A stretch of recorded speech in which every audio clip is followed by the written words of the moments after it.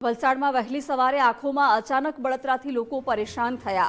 RPF ground નજીક બનેલી ઘટનાથી અફરાતફરી મચી છે। અનેક વાહન ચાલકોને આંખોમાં બળતરાની ફરિયાદ છે। બળતરાને કારણે અનેક વાહન ચાલકોએ વાહનો થંભાવ્યા।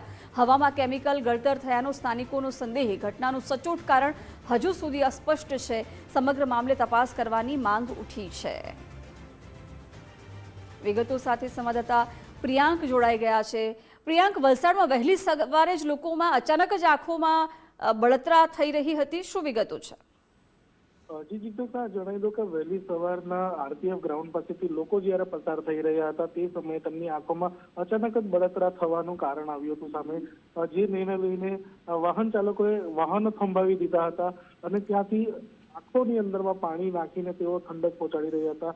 કારણ કે એટલી બળતરા થઈ રહી હતી લોકોને, કારણ કે જે હવાની અંદરમાં કેમિકલ અથવા કઈ અન્ય પ્રદૂષણ પડતર થયું હોય તેવું લાગી રહ્યું છે। જો કે આ ઘટનાનું સચોટ કારણ હજી પણ અસ્પષ્ટ છે।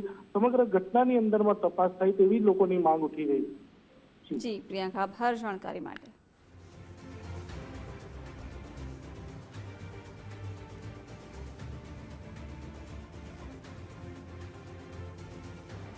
તો ઘટનાનું સચોટ કારણ તો હજુ સુધી અસ્પષ્ટ છે, પરંતુ લોકોએ એવી માંગ કરી છે કે આ મામલે તપાસ થવી જોઈએ કે આખરે કેમ આવું થયું।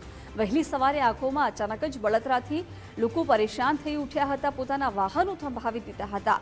આરપીએફ ગ્રાઉન્ડ નજીક આ ઘટનાથી અફરાતફરી મચી હતી।